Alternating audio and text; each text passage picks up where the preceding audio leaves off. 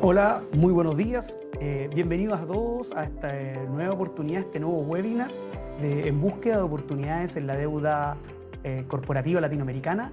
Para nosotros como Sur Investment es un orgullo y un agrado poder presentar esta mañana a Joaquín Barrera, nuestro director de renta fija, que está a cargo de este fondo. Y la idea es poder compartir un par de minutos, una hora, en la cual en este espacio para ustedes nos puedan hacer preguntas y donde Joaquín pueda exponer cuáles son las oportunidades que nos está dando en el día de hoy la renta fija latinoamericana, una renta fija que es distinta a la que tenemos en Chile, de partida está en dólares. Dos, participa de sectores que no necesariamente están representados en nuestra economía local. Tres, tiene drivers distintos, hay temas demográficos, hay temas de commodity, etcétera. Es decir, son una serie de oportunidades que nos permiten complementar los portafolios que tenemos al día de hoy construidos con los activos que tenemos en fondos locales. Así es que sin más quiero presentarles a Joaquín Barrera, quien está desde Ciudad de México, para poder comentarnos en esta mañana helada acá en Santiago, allá supongo que debe ser más calor, están en verano, para contarnos cuáles son esas oportunidades, cómo Sur Investment aborda esta clase de activos y qué es bueno para ustedes. ¿Ah? También vamos a conversar después a quién le conviene, a quién no le conviene, qué le aporta al portafolio esto, etcétera. Así que nada, primero que todo, buenos días, Joaquín, ¿cómo estás? Hola, ¿qué tal, Max? Buenos días a todos. Oye, Joaquín, nada, mira, ya como te comentaba, acá estamos en esta mañana con nuestros clientes en las cuales queremos que nos presentes estas oportunidades que existen en la deuda corporativa latinoamericana, que como brevemente introduje, es diferente o tiene sectores o tiene drivers que son distintas a las que mueven a la renta fija chilena. Así es que sin más, no sé, cuéntanos un poco cómo lo ves, cuáles son las perspectivas, cuáles son los desafíos, cuáles son las amenazas en este año tan complejo con el tema arancelario, a ver cómo nos afecta o nos favorece. No sé, ahí yo creo que es un espacio para ti. Y lo otro, y reiterar a nuestros clientes que este espacio está creado para ustedes. Así que por lo tanto les pido que utilicen el chat, el de preguntas y respuestas, y no hagan sus consultas. ¿Ah? La idea es que después de este webinar ustedes salgan entendiendo esta clase de activos, entendiendo los drivers, el por qué puede ser bueno para ustedes. Y si tienen alguna duda, feliz y aprovechemos la oportunidad que estamos con el director de renta fija de Sur Investment para que él mismo de primera fuente se las pueda responder y explicar. Bueno, sin más, Joaquín, nada, bienvenido y adelante. Al contrario, gracias a ti, Max, gracias a todos los clientes que nos acompañan. Y como bien lo mencionaste, y tal vez abordando esas preguntas del final que vamos a hacer, pero eso me sirve para dar un poco de introducción. Este portafolio es un complemento justamente a las estrategias que usualmente tenemos dentro de Sur Investments en las distintas localidades. Creo que es importante para explicar este portafolio y antes de entrar directamente al producto, entender todas las bondades que tiene América Latina. Entonces, si vamos, por ejemplo, a la presentación, ahí podemos ver, me voy a saltar, digamos, quién es Sura, que obviamente ya sabemos quiénes somos, pero es una parte muy importante entender Latinoamérica. Y aquí voy a comentar algunos aspectos que tal vez para algunos de nosotros son curiosos. Hemos vivido muchos de nosotros la gran parte de nuestras vidas en América Latina y tal vez no sabemos que América Latina es la cuarta economía más grande de este planeta. Tal vez no sabemos que en América Latina hay 46 países con 646 millones de personas, o que le aportamos al mundo casi el 10% del PIB. De todo lo que produce el mundo, casi el 10% viene de América Latina. Otro aspecto muy importante es tal vez en la parte inferior izquierda de su presentación ver ese bono demográfico que tiene América Latina contra economías desarrolladas. Y esto es especialmente importante mirando hacia adelante porque tenemos economías desarrolladas, sobre todo las europeas, que se están haciendo pues cada vez más longevas, es decir, hay menos reemplazo de personas, mientras que en América Latina tenemos un bono demográfico bastante bondadoso, una base de la pirámide con población joven, que es la que se va a ir incorporando al mercado laboral y que le va a ir dando soporte al crecimiento de la región. Entonces, hemos mencionado algunos puntos importantes. Eh, otro aspecto muy relevante, sobre todo a recientes fechas, y voy a decir recientes fechas, tal vez después de la pandemia, es esta transición energética y tecnológica que estamos viviendo, con de pronto energías renovables, con los autos eléctricos, con las baterías, y para todo esto se necesitan ciertos commodities que no son los mismos que habíamos tal vez explotado de manera más intensa por ahí de los 70, 80, ¿no? Ahora los commodities que se requieren sobre todo son litio. Litio es el principal componente de las baterías. Se requiere cobre porque para todo tema de autos eléctricos, energías renovables, se requieren estos filamentos de cobre. Se requieren tierras raras. Las tierras raras son algunos aspectos que se usan sobre todo en tecnología espacial y en tecnología más innovadora. Entonces, todos estos aspectos se los comento porque América Latina no solamente tiene población, América Latina no solamente es la cuarta economía del mundo y no solamente tiene un bono demográfico benéfico, sino que América Latina es líder en la producción, extracción y producción de estos minerales o commodities, como se le conoce en inglés. Y esto lo posiciona a América Latina como una región única respecto al resto del mundo. Entonces, estamos muy bien posicionados para transicionar a esta etapa, ¿no?, de energías renovables que ya se está viviendo, diría otra vez que explotó después de la pandemia. Otro punto muy importante ahí, Max, que hay que tener en cuenta ya todos los clientes, una economía, la de cualquier país, la chilena podemos tomar como referencia o la mexicana, todas se dividen en tres secciones. Así es más fácil para que todos lo entendamos. La primaria, secundaria y terciaria. Así de fácil, uno, dos, tres. El uno tiene que ver más con actividad agrícola. El 2 tiene que ver más con actividad, digamos, de transformación. Y el 3 tiene que ver más con actividades de servicio y comercios. Ajá.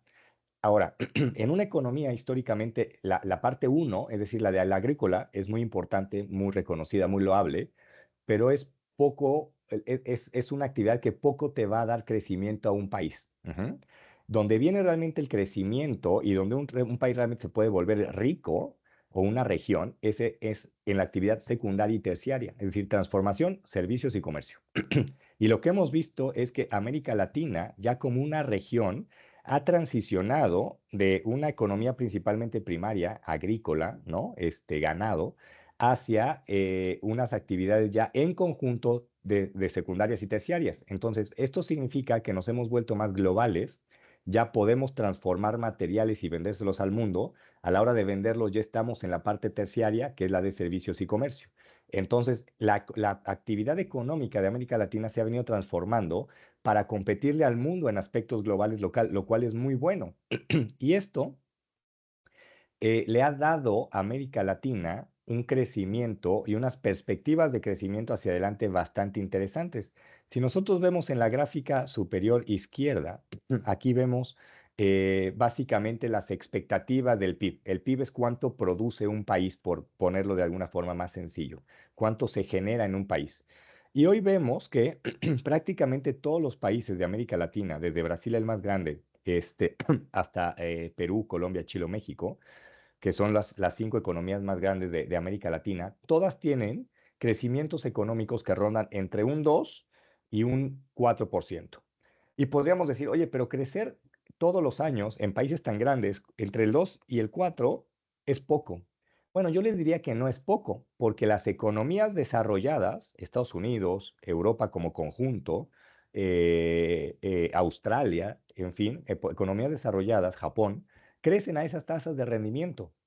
Y esto yo más bien, o nosotros más bien lo interpretamos como que América Latina finalmente está haciendo esa transición a homologarse a esos países desarrollados, pero con todo el potencial de tener minerales para explotar, población extremadamente joven respecto a América Latina y participar de una economía en un torno a un 10% del mundo. Entonces, estamos ya cada vez más parecidos a una economía desarrollada. Nos falta, hay que decirlo, obviamente, con sus matices, pero nos hemos acercado a esas tasas de crecimiento, lo cual es más estable. Ya no hay esos bandazos que habíamos vivido tal vez en los 80, 90, ¿no? En general en la región. Un aspecto muy importante y que generalmente los inversionistas internacionales también tienden a ver, y uno como viviendo en ciertas regiones lo vive, son los aspectos inflacionarios. Todos recordaremos esas hiperinflaciones de los 70, de los 80, México no fue la excepción, Brasil, ¿no? Argentina, que sigue teniendo todavía ciertos desafíos, pero como muy puntual, pero como región tuvimos desafíos grandes de inflación en los 80, 70, algo en los 90. Hemos logrado controlar la inflación a nivel regional, a nivel Latinoamérica. Hoy nuestras inflaciones están dentro de las bandas de expectativas de los bancos centrales. Pero más importante aún, hoy América Latina llega a tener inflaciones menores que países desarrollados, como pudiera ser incluso Estados Unidos. Entonces, hemos hablado que América Latina ha evolucionado como región, no solamente en la parte directamente económica, sino también en la parte de los pilares financieros como crecimiento e inflación que mueven o dan fortaleza a un país. Ahora bien, tú mencionabas, Max, al principio y cuando iniciamos esta charla, ¿cuáles son los aspectos atractivos que hacen América Latina diferente al resto? Y además de la población, además de aportar mucho al mundo en términos de PIB, además de ser la cuarta economía del mundo, a pesar de tener minerales que hacia adelante van a ser explotados de manera digamos, muy buscados, ¿qué otro aspecto tiene América Latina que lo hace único? Y yo diría que aquí es un aspecto que todavía seguimos arrastrando de mercado emergente, pero que nos posiciona con una ventaja competitiva respecto a los mercados desarrollados. ¿Y a qué me refiero? Al costo laboral.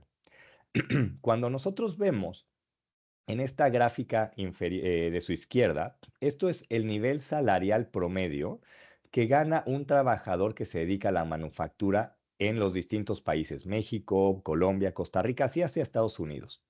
Y esto cobra especial relevancia justamente en este ámbito coyuntural de Trump, ¿no? Trump con los aranceles, de que las empresas tienen que irse a Estados Unidos y no estar en México, en Colombia, en Chile, en fin. Bueno, esto tiene una razón detrás. Y la razón es que en México un trabajador que se dedica a la manufactura, gana cerca de $20,000 anuales. En Colombia, ese mismo trabajador gana $28,000 anuales. En Chile, $37,000 anuales, que es el país más caro de América Latina, digamos, $37,000. Bueno, vamos a decir que Juan Sánchez, ya sea en México, en Colombia, en Costa Rica o en Chile, pues gana pues, cerca en promedio de $25,000 si sumamos esos países. Juan Sánchez. Bueno, Juan Sánchez, del lado de Estados Unidos, pasando el río Bravo, que ahora se llama John Smith, ese John Smith que hace exactamente lo mismo que Juan Sánchez en América Latina, gana $80,000 anuales, es decir, 4 veces más por hacer exactamente lo mismo, solamente estando del otro lado del río Bravo. Y no solamente ganan los $80,000, porque en Estados Unidos hay costos asociados a la seguridad social, a los seguros directamente que hacen mucho más caros el trabajador John Smith que Juan Sánchez en América Latina. Esa es la verdadera razón por la cual Estados Unidos quisiera o Trump quisiera llevarse las empresas a Estados Unidos, pero lo que vemos es que es imposible. ¿Por qué? Porque el costo sigue siendo demasiado atractivo en América Latina, lo cual le da una ventaja competitiva extraordinaria a la región. Ahora bien, si sabemos que en América Latina entonces tenemos una población extremadamente joven, que tenemos 46 países dentro de América Latina, que aportamos casi 10% del PIB al mundo, que tenemos commodities, minerales para extraer y explotar en estas nuevas tendencias energéticas, que tenemos un costo laboral extremadamente atractivo contra el mundo, la siguiente pregunta sería, ya listo, ¿y cómo yo me puedo beneficiar como inversionista de todas estas ventajas que tiene América Latina? Y nosotros lo que hemos visto es que el mejor activo para beneficiarse de todas estas ventajas es la deuda corporativa latinoamericana, es decir, deuda corporativa de empresas en América Latina. ¿Ok? Y esto es muy importante. ¿Y por qué vimos esto? Porque el mercado de deuda de América Latina es muy extenso, muy diversificado, con mucha profundidad, abarca toda la región de América Latina, es decir, casi todos los países de América Latina tienen emisiones en dólares, en deuda, y además es un mercado de mucha liquidez. Eso le da una ventaja competitiva a este activo respecto a otros para poder jugar todas estas ventajas y bondades que tiene la región de América Latina. Un ejemplo les voy a dar. Hoy este activo, simplemente como activo, como factor de riesgo, tiene una tasa cercana al 7% en dólares. con una duración bastante cómoda, que es cerca de 4.7 años. Y acá voy a hacer tal vez un doble clic a la duración. La duración, ¿qué es la duración? La verdad es que nosotros, dentro de renta fija, a veces sofisticamos los términos, pero la duración no es otra cosa más que un multiplicador, visto de una manera un multiplicador, o dos, en cuántos años yo voy a recuperar mi inversión. Esas son las dos variantes que tiene la duración. Entonces, en un activo que tiene 7% de retorno anual, que me va a regresar mi inversión cerca de en 5 años, es bastante atractiva. Y una pregunta que siempre nos hacen los inversionistas, sobre todo los internacionales, es, listo, América Latina es como el mercado, como un high yield, ¿no? Como este mercado especulativo en Estados Unidos. ¿Por qué yo debería de estar invirtiendo en un mercado como América Latina, que termina siendo high yield, y no en un high yield de Estados Unidos, ¿no? En corporativos high yield de Estados Unidos o americanos. Y la pregunta es muy sencilla, y aquí está justamente una ventaja adicional a lo que hemos explicado para la región de América Latina. Cuando nosotros comparamos el high yield americano, es decir, esas empresas bien chiquitas en Estados Unidos que se endeudan mucho, pero el potencial de crecimiento es atractivo, estamos hablando de empresas que realmente tienen un riesgo de crédito muy alto. Es decir, la probabilidad de que no les salga bien a estas empresas, a estas empresas americanas y exploten en el camino es muy alta. ¿Por qué América Latina, a pesar de que es high yield, no tiene ese comportamiento? Bueno, porque nosotros logramos detectar un cierto arbitraje que le da justamente al activo de deuda corporativa latinoamericana esa ventaja. ¿Y cuál es? La ventaja es un tema de localización, es decir, los bonos de América Latina, una gran parte de ellos tienen una calificación high yield o grado especulativo, no por un riesgo de crédito, sino por un riesgo de localización. Y acá les voy a poner un ejemplo que nos gusta mucho dar. Ustedes conocen seguramente McDonald's. Todo mundo en algún momento de su vida se ha comido una Big Mac o ha comprado una cajita feliz para su hijo, su sobrino, sus primos, en fin. Bueno, Arcos Dorados es una empresa argentina. Arcos Dorados es el principal franquiciatario en América Latina de McDonald's. De ahí el nombre de Arcos Dorados. La M de McDonald's son unos arcos, ¿ok? Esa empresa decidió localizarse en Argentina. Bueno, esta empresa tiene una calificación que obviamente no es la misma de grado de inversión de McDonald's en Estados Unidos, es menor grado porque está en Argentina, pero detrás de ello, detrás de Arcos Dorados, el riesgo es McDonald's. Entonces, nosotros detectamos todas estas empresas que tienen esta participación global, que simplemente por el hecho de estar localizadas, sus empresas, sus headquarters, sus corporativos en América Latina tienen una calificación menor, pero con un retorno atractivo, y es ahí donde invertimos. Pero que tienen una diversificación global, pues como Arcos Dorados es McDonald's. Otro ejemplo muy puntual para continuar con esto. Tal vez ustedes conocen esta empresa brasileña o han escuchado hablar de una empresa que se llama Suzano. Suzano es una papelera, es decir, es algo así como CMPC en Chile. Extrae pulpa y papel y le vende al mundo. Bueno, entre Suzano y Klabin, que ambas son empresas papeleras en Brasil, tienen cerca del 10-12% de la pulpa global. Es decir, le venden a todo el mundo, le venden más al mundo que a Brasil o que a América Latina. Pero por el hecho de estar localizadas en Brasil, pagan un retorno muy atractivo como si fueran Brasil, o sea, pues son brasileñas, digamos, como si fuera riesgo Brasil, pero no es un riesgo Brasil, es un riesgo global, porque le venden a todo el mundo. Entonces, ese tipo de empresas que son globales, pero solamente por estar localizadas en América Latina, tienen una calificación menor y te pagan un retorno muy atractivo, esas son justamente las que abordamos en esta estrategia del portafolio. La siguiente pregunta seguramente sería, Max, ya, pero ¿esto cuánto ha pagado? ¿No? O sea, suena muy padre la historia, ¿no? Muy rica, muy atractiva, pero ¿cuánto ha pagado esto? Y ahí es en donde nuevamente tenemos un argumento más para beneficiar este activo en América Latina, que es la deuda corporativa. Del lado izquierdo, tenemos la rentabilidad de este activo casi desde el 2007. finales del 2006, es decir, hace 20 años ya, casi 20 años. América Latina es la línea roja, ahí que se alcanza a ver en el gráfico, ahí le estoy siguiendo con el mouse. Cuando nosotros vemos, la única región que ha pagado históricamente más que América Latina es África. Pero ¿qué tenemos con África? Una región más gris en términos financieros, más inhóspita en términos de emisiones, menos profunda, más ilíquida. Poco sabemos de África.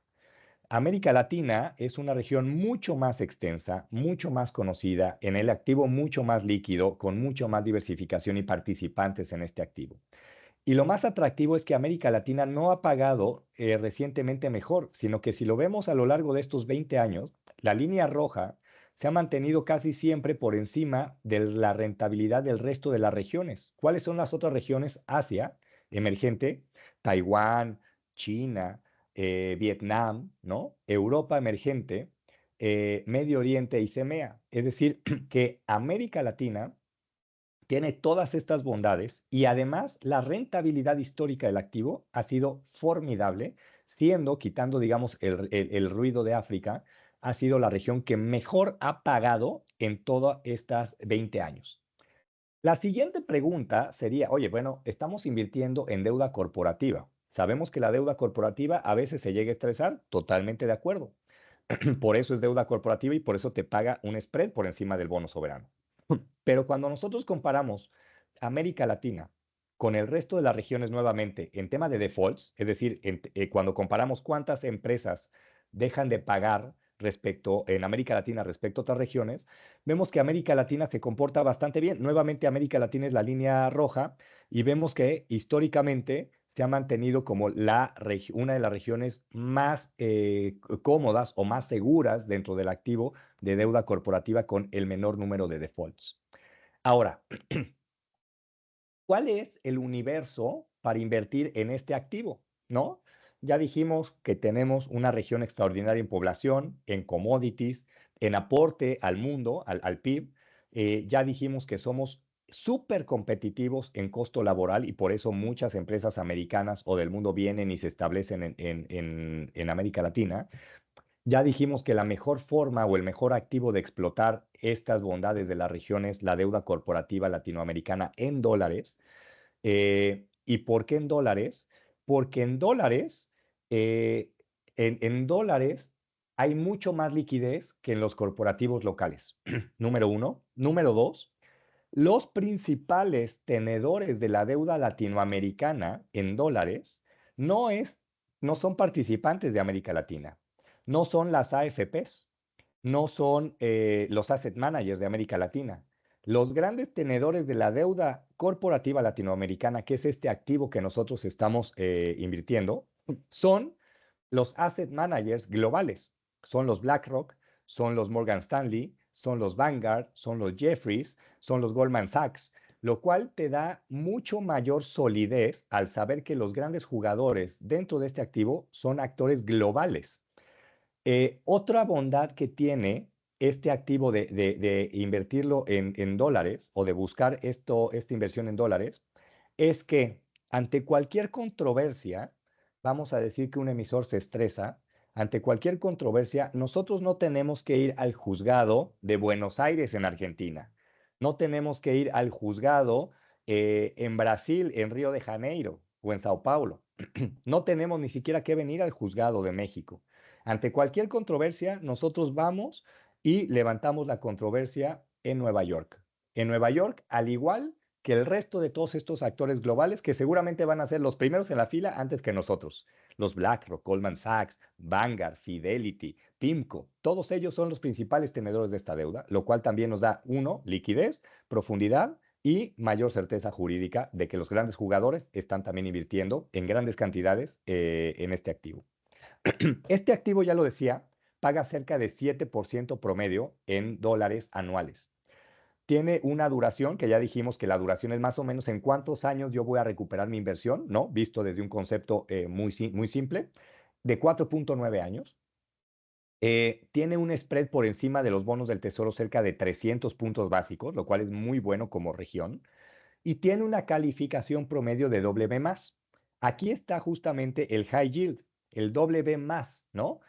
Y unos dirían, sobre todo en Chile, oye, pero si Chile es investment grade, es grado de inversión, ¿por qué tendría yo que invertir en este W más? Bueno, por la diversificación, por la profundidad, porque tenemos un universo bastante extenso, porque justamente esta calificación de W más no corresponde a un riesgo de crédito per se, sino más bien a un riesgo de localización. ¿Por qué? Porque tenemos en la región a Brasil, que es W, a Colombia, que es W, tenemos otros actores como Perú, que es grado de inversión, México es grado de inversión, Chile es grado de inversión, pero que por el tamaño de Brasil y Colombia terminan empujando la calificación promedio de la región de Latinoamérica a W más.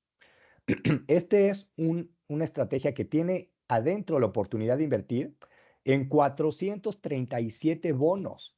Es un mundo extensísimo de bonos que tiene adentro más de 230 empresas. Es decir, hay 230 empresas latinoamericanas emitiendo bonos en dólares.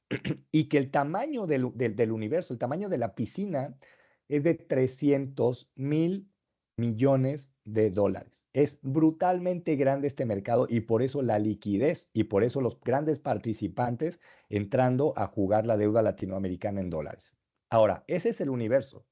Nuestro portafolio, ¿cómo está compuesto? Bueno, tener en un portafolio más de 400 papeles sería muy ineficiente por tres razones principales. Uno, los costos de implementación. Dos, te quedarían posiciones extremadamente pulverizadas. Y tres, en finanzas hay un concepto que se llama rendimientos decrecientes. El concepto me voy a quedar con lo decreciente, diversificación decreciente. ¿Qué significa esto? Que a medida que tú metes más papeles en un portafolio, te diversifica, pero lo que te compensa por retorno ya no es suficiente. Por lo tanto, llega un punto en donde ya diversificar de más, en lugar de aportarte, te resta. Entonces, nosotros hacemos esta misma estrategia, pero en lugar de 430 bonos, que es el universo completo, nosotros lo hacemos con un portafolio que ronda o oscila entre 80 y 100, es decir, con una cuarta parte de la exposición al universo, lo cual no es nada malo porque igual tenemos 80 o 100 emisores súper diversificados. Nuestro portafolio igualmente se mueve en el universo de W más y tenemos una composición geográfica bastante diversificada. Ahí se pueden ver, nuestro portafolio es la barrita negra, el benchmark o la referencia es esa barrita gris, y ahí se pueden dar cuenta en qué regiones o países estamos favoreciendo la estrategia, como Perú, como México, como Colombia, como Brasil. Y tal vez la pregunta, o para ustedes, ¿no? Sería lo principal que bota a los ojos, oye, ¿y por qué Chile tienes muy poquita exposición? Si Chile es el país más sólido de América Latina. Exactamente, Chile es el país más sólido de América Latina, no hay ninguna duda de eso. Pero también al ser el país más sólido de América Latina, significa que los emisores chilenos tienden a ser los que tienen menor rentabilidad. Entonces, nosotros lo que hacemos es privilegiar algunas otras regiones, como México, como Colombia, como Brasil, en emisores que terminan siendo globales, para que no, globales, que tienen una calificación menor que la que Chile, pero al tener menor calificación que la de Chile nos dan mayor rentabilidad, pero invertidos en empresas que son más globales que de América Latina. Otro ejemplo, Cemex. Todo el mundo conoce Cemex, cementera mexicana. Su mayor negocio está en el mundo. Lo que hace en México es relevante, pero termina siendo menor que lo que le vende a Estados Unidos, a Europa, al mundo, en África, ¿no? Entonces tenemos Cemex como una posición importante en el portafolio, pero el riesgo de Cemex nuevamente es más de localización que riesgo de crédito, porque es una empresa global, tan global como cualquier otra cementera puesta en otra jurisdicción, como por ejemplo Holcim Mapasco, la cementera suiza. Bueno, Cemex paga mejor que Holcim, con una mejor proporción, diversificación y extensión de su negocio que Holcim, pero paga mejor, con mayor rentabilidad, solo por estar en México y no en Suiza. Eh, Tenemos además una gran diversificación sectorial. Como pueden ver, no estamos concentrados en exceso en un sector, sino que seguimos mucho esa diversificación que nos brinda la referencia al benchmark. Y también tenemos una gran diversificación en términos de calificación, como lo pueden ver en esta gráfica en la parte derecha. Y como pueden ver, no significa que si el portafolio esté en W+, todas las posiciones sean W+, ¿no? También tenemos posiciones que son grado de inversión. Otro ejemplo, ¿qué tenemos que sea grado de inversión? América Móvil. América Móvil es nuevamente una empresa mexicana que está extendida alrededor de América Latina, que se dedica a servicios de telefonía celular. Bueno, está con ciertas alianzas con Claro, tiene también ciertas participaciones o negocios en Europa. Bueno, esa compañía tiene grado de inversión, tiene incluso una calificación mejor que la de México. Entonces, nosotros también incorporamos ese tipo de instrumentos para diversificar el portafolio y tener una diversificación bastante interesante en el portafolio. Al día de hoy tenemos 81 emisores, perdón, 81 emisiones, es decir, bonos, que representan casi 60 empresas y el tamaño del portafolio ya está cerca de los 50 millones de dólares. ¿Cuánto ha pagado nuestra estrategia? Porque ya veíamos que como estrategia en general, América Latina pagaba muy bien y era el de mejor rendimiento en la historia, pero como activo completo, deuda corporativa en Latinoamérica paga mejor que la deuda corporativa de África, que de Asia, que de Europa. Ok, pero ¿cuánto ha pagado nuestra estrategia con estos 80 bonos? Con respecto a los otros asset managers que también gestionan esa estrategia, porque hay que decirlo, nosotros no somos los únicos que hacemos esto, hay otros que lo hacen, pero fíjense cuál es nuestra ventaja.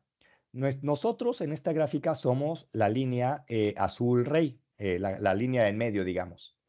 La línea negra es el benchmark y la línea azul clarito, la que está aquí abajo, es el peer group o los competidores contra los que nosotros nos comparamos. Es decir, otros manejadores de activos, otros asset managers que hacen lo mismo que nosotros. Entonces, ¿qué tiene esta gráfica de interesante? Bueno, de entrada, vemos que la línea negra siempre se ubica por arriba y ese es el benchmark.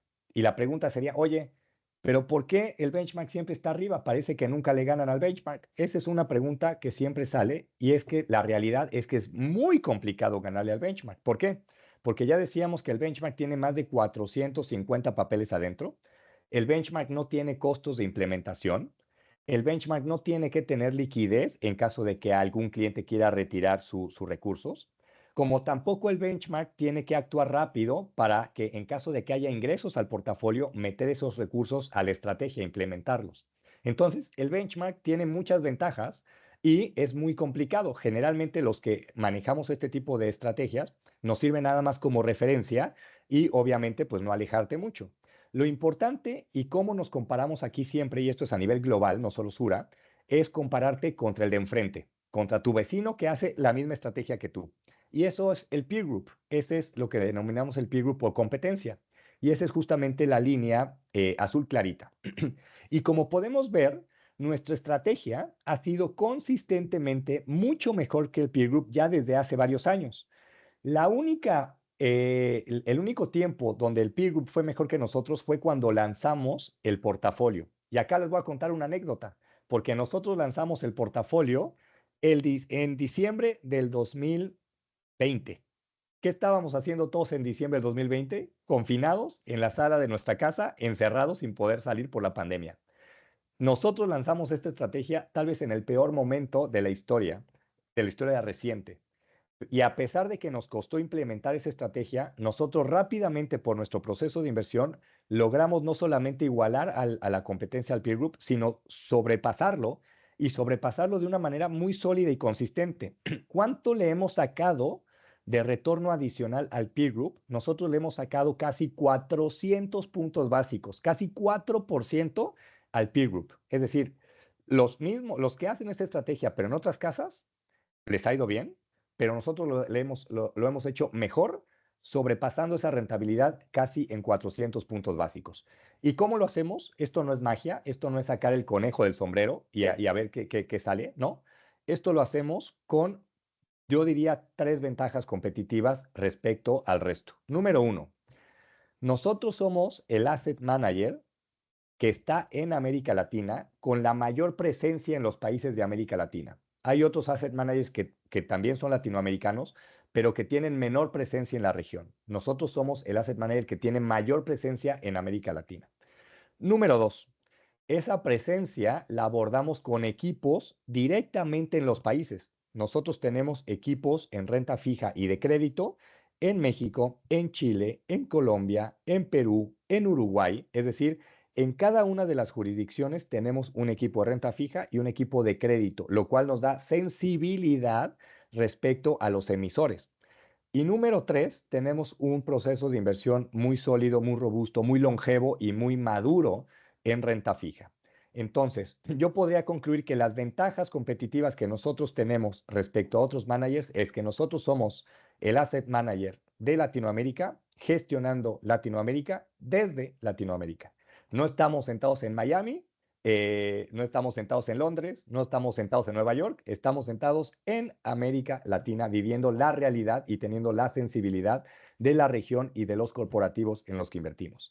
Esto es lo que nos ha dado esta ventaja de sacarle 400, casi 400 puntos básicos o 4% más al peer group. Y nosotros hemos evolucionado en la estrategia y hemos sacado distintas series que van para clientes, digamos, retail, wealth managers, hasta clientes institucionales en sus distintas versiones. Acá tenemos simplemente una radiografía de las distintas series que tiene este portafolio con las distintas características. En resumen, mi querido Max y clientes que nos acompañan, esta estrategia se hace a través del activo de deuda corporativa latinoamericana porque la deuda corporativa es el activo que nos brinda mayor liquidez, mayor profundidad y en donde podemos encontrar la forma de explotar estas bondades que tiene América Latina, no solamente económicas, poblacionales, sino también en términos financieros, para poder extraer este arbitraje de invertir en empresas que terminan siendo globales, pero solamente por el hecho de estar basadas en América Latina, tienen una menor calificación y una prima de riesgo y una prima en rentabilidad bastante atractiva, lo cual nosotros logramos capturar en esta estrategia. Una estrategia que lleva viva desde el año 2020 y que al día de hoy le ha sacado cerca de 400 puntos básicos a los otros managers que replican esta misma estrategia. No sé, Max, si hasta acá haya alguna duda, alguna pregunta, yo feliz de responderla. Bueno, oye, gracias primero de todo, Joaquín, por la explicación. Fueron cosas que me llamaron la atención, yo no lo tenía tan claro. Viviendo 53 años en Latinoamérica, no sabía que era la cuarta región por PGB en el mundo, y que estos 600 millones de latinoamericanos, de los cuales nosotros pertenecemos como, yo al menos como persona y además como compañía, aportábamos tanto al PIB. Y de ahí contabas la ventaja que tenemos hoy día. Tenemos una población joven, que va entrando al consumo, pero que también a la fuerza laboral, que es una cosa un poquito distinta a lo que está pasando en las economías más desarrolladas. Tenemos la suerte de tener las materias primas necesarias para el mundo futuro, ese mundo que es distinto, ese mundo más eléctrico, en la cual nosotros tenemos cobre, tenemos litio, uno para transmisión, otro para guardar energía, tenemos las tierras raras, entonces tenemos ciertas ventajas que nos permiten mirar el futuro con un poquito de esperanza. Nos hablabas también de que esta región estamos más ordenados que como en los 80, que era un poquito más desastroso. Creo que la palabra dijiste tumbazos, creo que fue la que utilizaste, o algo así que no la había escuchado. Así que a los tumbazos nos íbamos y hoy día estamos con inflaciones más controladas, con bancos centrales independientes, tenemos incluso con tasas de crecimiento que son por sobre lo que son los países desarrollados, pero sin en esa frenesí de crecer mucho en un año y después pegar unas tremendas recesiones, con una inflación que es el gran enemigo de la economía, más bien controlado. Entonces creo que habían cosas buenas para sentirse orgullosos en latinoamericano, habían cosas interesantes para buscar oportunidades de inversión en Latinoamérica, y también seguimos arrastrando, porque no nos vamos a engañar entre nosotros, tenemos nuestros desafíos como región y por algo como países no necesariamente tenemos esas clasificaciones de riesgo, todas investment grade, pero aquí donde tú hablas de esa oportunidad que nos brinda la renta fija, que es la localización, que por un lado, al ser latinoamericanos, cargamos con la clasificación de riesgo del país de donde somos residentes, de donde tenemos nuestra casa matriz, pero que desde el punto de vista del EBITDA, de la generación de flujos, no es tan cierto, porque tú me dices un Cemex vende más en Estados Unidos de lo que vende en México, o vende para Europa, o vende al exterior. Por lo tanto, creo que se nos presentan una serie de oportunidades. a los chilenos, a los que están viendo hoy día este webinar, es participar de algo que incluso este fondo no participa, que es decir, no tiene tantos corporativos chilenos. Lo que uno podría decir, oye, qué pena, pero sí, pero es que también eso ya lo participamos en los otros fondos y además tenemos claro que al ser ordenado tiene una ventaja competitiva para nosotros, que tenemos tasas más baratas o acceso a crédito más barato para las compañías, pero desde el punto de vista del inversionista tenemos retornos más bajos. Entonces, participar en forma ordenada, en forma inteligente, de créditos y de historias que en Chile no están presentes, que tomamos riesgo en la región, sí, pero tomamos las oportunidades que nos permite la región y que además muchas de esas ni siquiera están ligadas a lo que está pasando solamente en la región, sino que lo que está pasando a nivel mundial. Así que desde ahí me parece muy interesante esta clase de activos, pero aquí vienen las preguntas, oye, y parto por las generales porque han hecho varias sobre el fondo, ¿ah? Pero Claro. vamos a partir una sobre la clase de activos.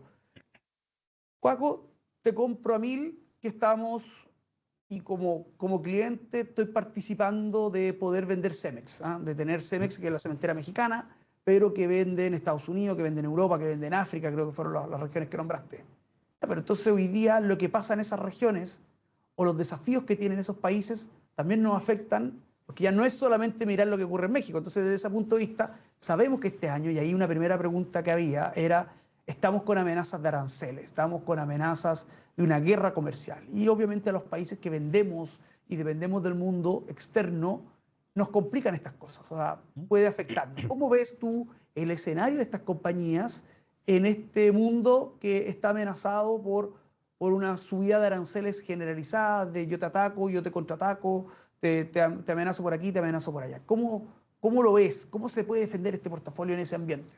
Sí, esa es una gran pregunta, muy coyuntural, pero es muy interesante de hacerle y responderla. Yo diría que América Latina, y sobre todo estas empresas con este activo, el tener esa diversificación global, si bien obviamente te afecta, ¿no? Lo que puede ocurrir en otras regiones, también te defiende mucho, porque si tuviéramos empresas que únicamente se mueven en América Latina, tendríamos un riesgo mucho más marcado que también, como tú lo decías, América Latina sí tiene ciertos desafíos también más locales que los que pueden tener en Europa, ¿no? Por ejemplo. O en Estados Unidos. Si vendiéramos exclusivamente a Estados Unidos, también tendríamos un desafío ahora con Trump sentado en la silla de que de pronto esas empresas les cortaran el flujo de lo que se vende a Estados Unidos. Entonces, el hecho de tener una diversificación sí obviamente te hace ver el mundo, ¿no? Te hace tener ese espejo retrovisor, digamos, más 360, pero también te vuelve mucho más defensivo.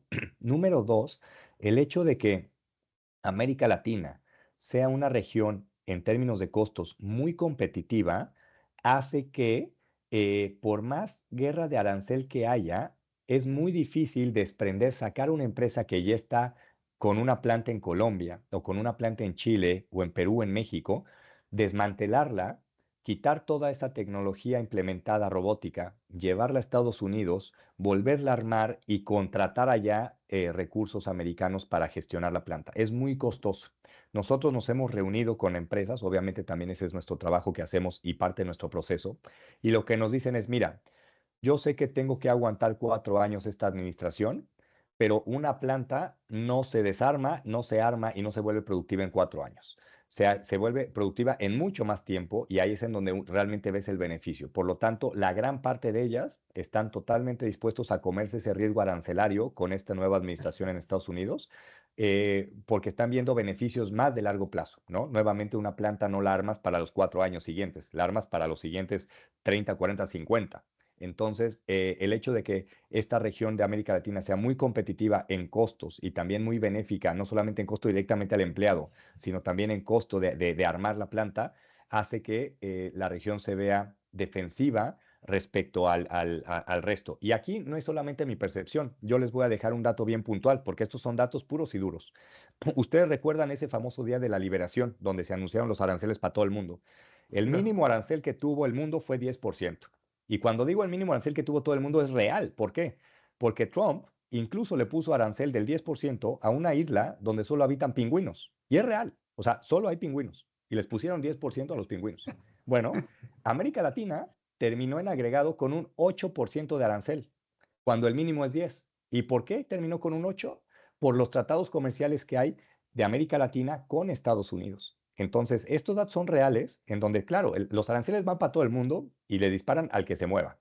Pero dentro de esta nueva realidad que estamos viviendo, América Latina se ve mucho más defensiva respecto a otras regiones por estos acuerdos comerciales. Perfecto, gracias. Oye, entonces, viendo ahora ya, entendiendo que la diversificación nos ayuda, entendiendo que la estructura de costos nos ayuda, entendiendo que las dinámicas de instalar, desinstalar y los procesos de inversión también genera ciertas barreras a que esto se pueda aplicar, mira, como te digo, ciertas barreras a que esto se pueda realizar en un plazo corto, por lo tanto, habrá que navegar con este viento que va medio en contra y nos va a tener medio cabeceando por un rato, pero en general este barco, como lo que tú estás planteando, va bien trimado o tiene posibilidades de manejarse bastante bien en este escenario adverso por las ventajas y las cosas que nos comentaste. Aquí me han Sí, hecho varias preguntas. correcto. Dale, dale. No, no, perdón, dale, dale, Paco, sí. No, No, no, no no, de pasa. acuerdo. A ver, y yo creo a ver, como dices, tampoco se puede tapar el sol con un dedo. Claramente, Sí. América Latina también tiene sus desafíos, pero creo que dentro de los desafíos y la coyuntura actual, pareciera que nuestro barco, como tú dices, es ¿Mm? de los más flexibles para poder reacomodar la ruta ante estos vientos que en algún momento pueden ser en contra para todos. Claro. Tengo que hacer un buen derrotero. Aquí, pregunta que me preguntaban, pregunta que me preguntaban, mira, tipo cambio.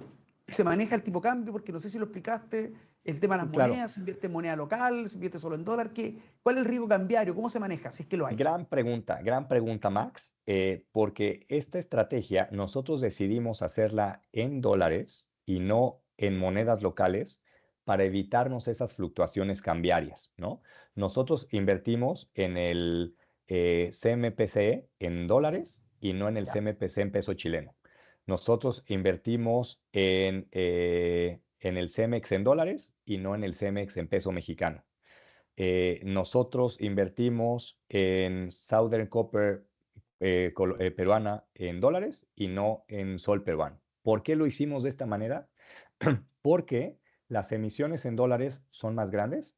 En las emisiones en dólares participan los grandes jugadores financieros de este mundo, BlackRock, Vanguard, Jefferies, PIMCO, Fidelity, le cual le dan mucha más liquidez y más certeza al descubrimiento de precios.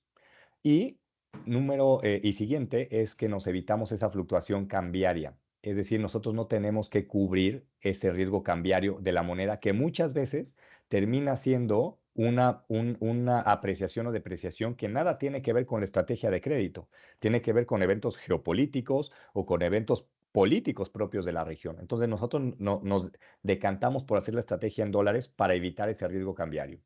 La siguiente pregunta, y tal vez me voy a extender un poquito más ahí, es, ¿ustedes pudieran en algún momento invertir en un CMPC en peso chileno y pasarlo a dólares? La respuesta muy puntual es no. Nosotros cuando construimos esta estrategia y, y hicimos el filing, la entrega del documento, del reglamento al regulador, lo hicimos para no tener derivados atrás, ¿ok? Entonces, esta es una estrategia bien sencillita, como dicen los americanos, plain vanilla, sabor vainilla, sencillo, que es invertir 100% de la estrategia en deuda corporativa latinoamericana en directo, sin derivados, sin riesgo de tipo de cambio, porque todo está en dólares.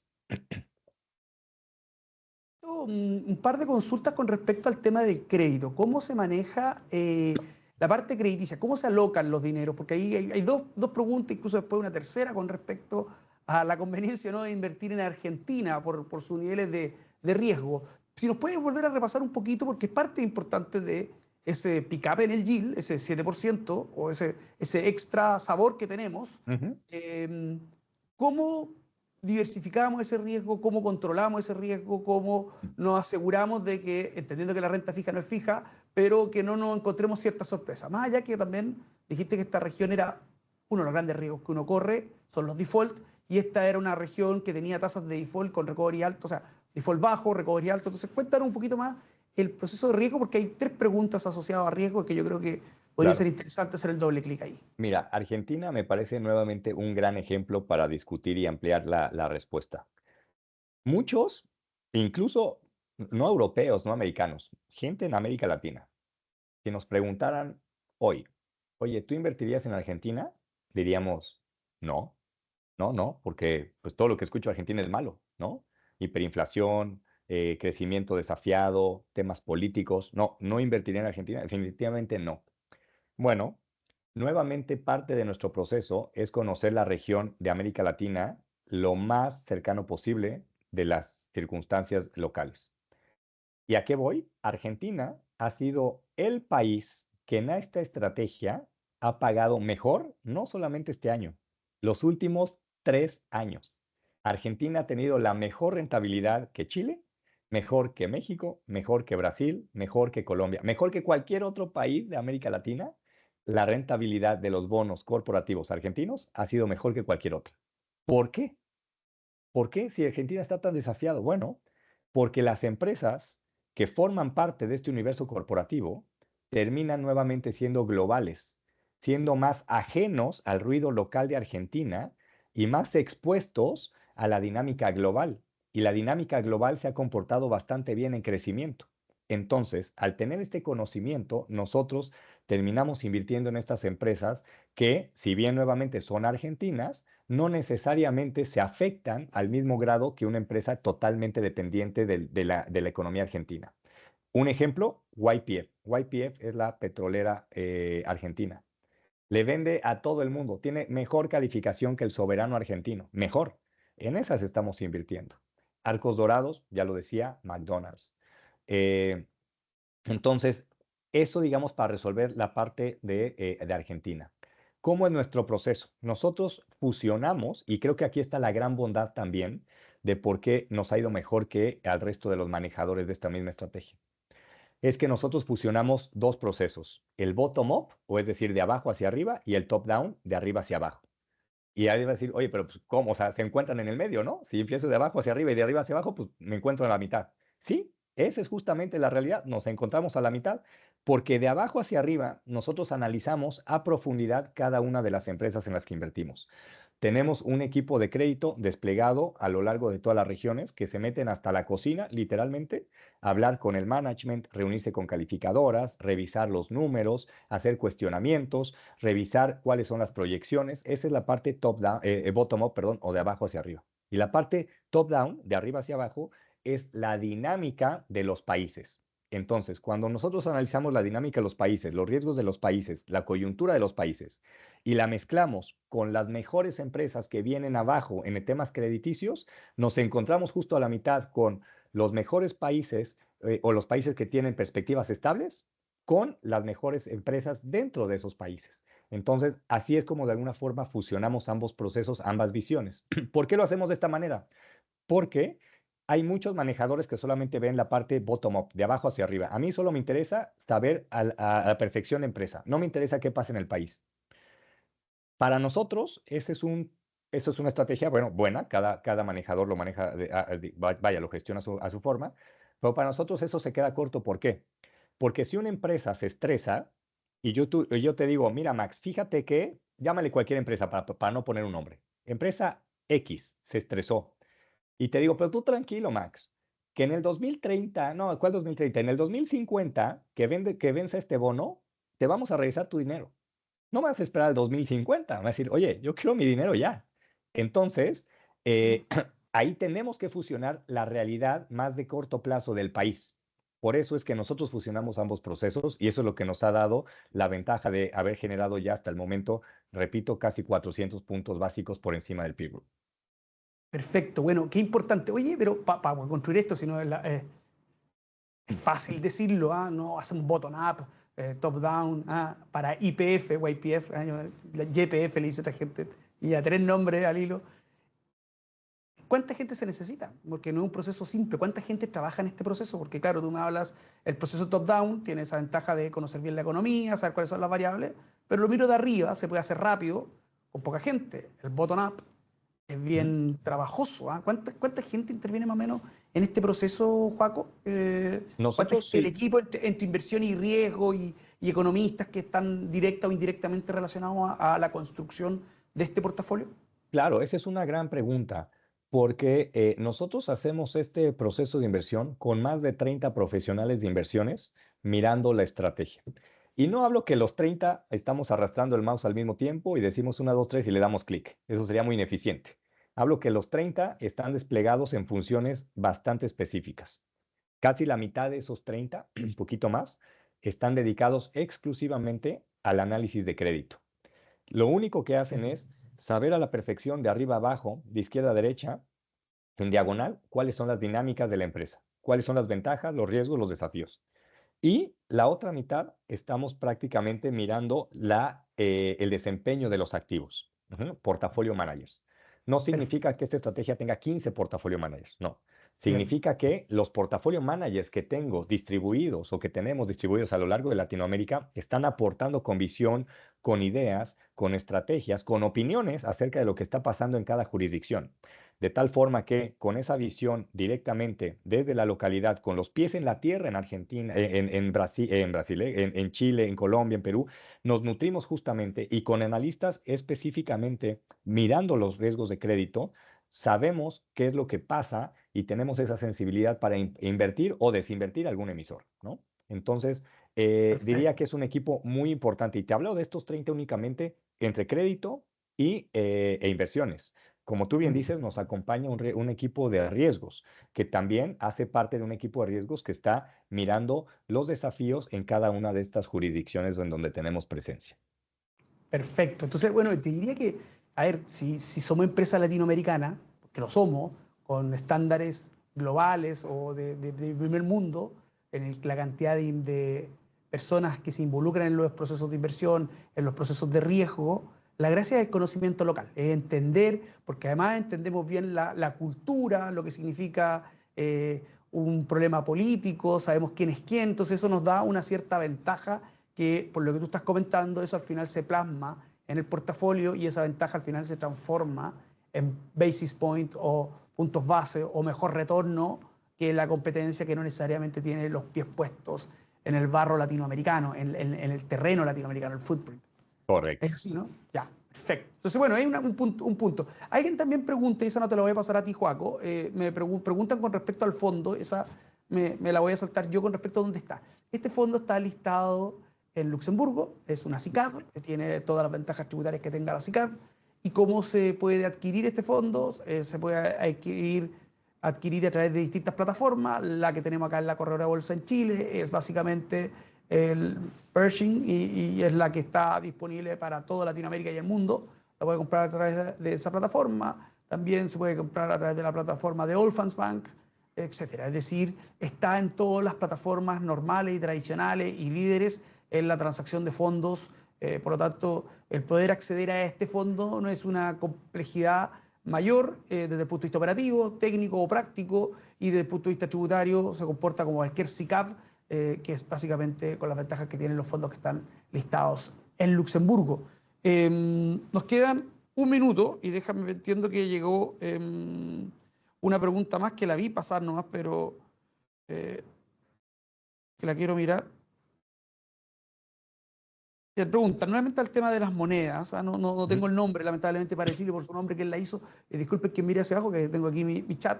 Dice, volviendo al tema de las monedas, si todo se hace en dólares, al final, cuando se quiere liquidar la inversión en Sura, la inversión se llevaría en moneda local y entonces una apreciación del CLP podría tomarse una parte de la rentabilidad. Si un inversión se en Chile, debería asumir riesgo de apreciación del tipo de cambio. Ya. ¿Qué ocurre con los inversionistas? Como básicamente aplica para Chile, pero para todos los países.